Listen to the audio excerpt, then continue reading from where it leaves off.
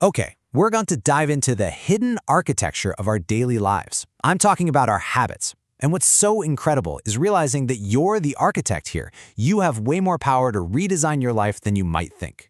So let's just start with a number that might surprise you. 45%. Research shows that about 45% of what you do every single day isn't a conscious choice, it's a habit. I mean, think about that for a second. That means almost half of your life is just running on autopilot. And, this isn't some new age idea. It's an ancient truth that science is only now really proving. Things like excellence, procrastination, even healthy eating, they're not just single acts. They're these ingrained habits that over time literally define who we are. So, how in the world does your brain create these automatic behaviors? Well, it's not random at all. It actually follows a really simple but incredibly powerful three-part formula that scientists call the habit loop. Every single habit you have follows this exact cycle. It all starts with a cue. That's the trigger that tells your brain to just go into automatic mode. That cue then sparks a routine, which is the behavior itself, right? And finally, that routine leads to a reward. And that's the part that teaches your brain, hey, this loop, it's worth remembering. And here's where it gets really powerful. Once this loop is set, your brain starts to anticipate the reward. The second the cue appears, like seeing those yoga clothes, your brain is already releasing those feel-good chemicals linked to the latte. It's this anticipation that makes the whole routine feel automatic, almost effortless. Okay, so now that we get the loop, the big question is, where do we even start? Because it turns out not all habits are created equal. Some are way more powerful than others. They can create this huge cascade of positive change throughout your entire life. This is really the crucial question, isn't it? If you want to transform your life, the answer is not to try and change everything at once. No way.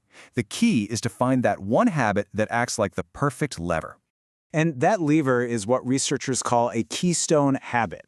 Seriously, think of it like a domino effect. Pushing over this one single habit creates a chain reaction that just organically starts to improve other parts of your life.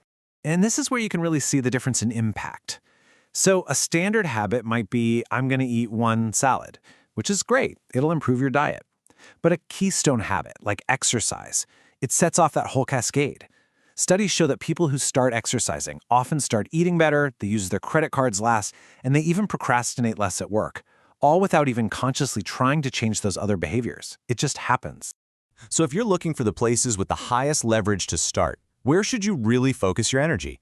Well, the research consistently points to 3 keystone habits that seem to create the biggest ripple effect for most people. All right, first up is exercise.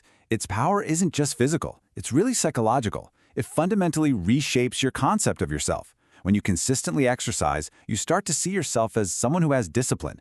And this shift in your identity makes other good choices feel less like a struggle and more like, well, just who you are. Second, having a morning routine. Even something super small like making your bed, it gives you an early win and sets this proactive tone for the whole day. A good routine gives you a moment of control before all the chaos begins. It can give you anticipation for the day, a moment of relaxation to get centered, and even a sense of connection, whether that's through journaling or just having a quiet coffee with someone. And the third keystone is just to track something. It almost doesn't matter what. Your spending, how much water you drink, your steps.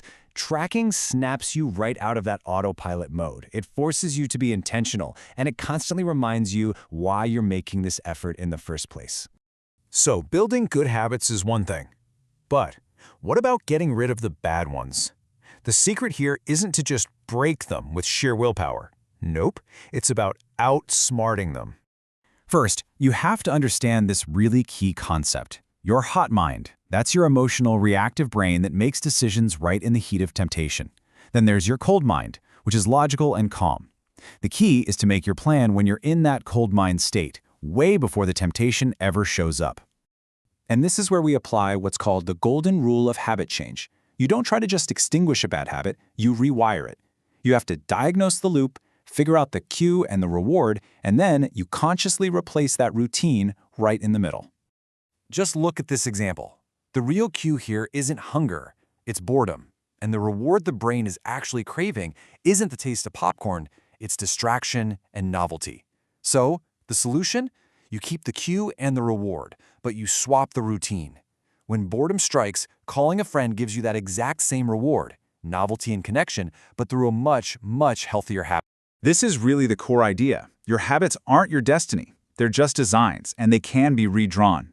Simply believing that change is possible is the very first step.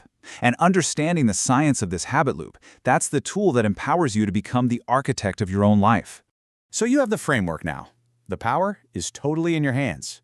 The only question left is, what is the one habit loop in your life that you're going to redesign first?